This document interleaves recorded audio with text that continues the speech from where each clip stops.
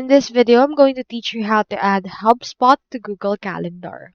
In order to do this, you first need to head over to your HubSpot global home and click on the disk gear icon in order to go to your settings. Now, once you have clicked on it, you will be redirected to your settings. So for this case, head over first to your general tab, and once you click on it, you just need to go over to the calendar option. Here's calendar, so click on it.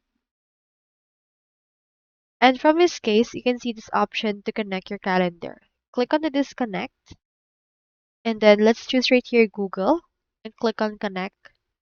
After that, accept and connect, and then this will open a new tab that allows us to log in into our Google.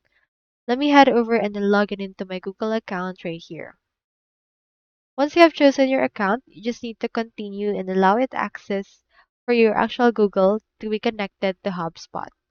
Let's select right here the permissions and click on continue.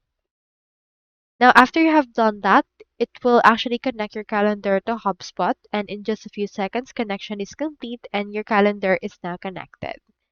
So that's all there is today, and if you haven't signed up for HubSpot yet, make sure to use your affiliate links given in the video description.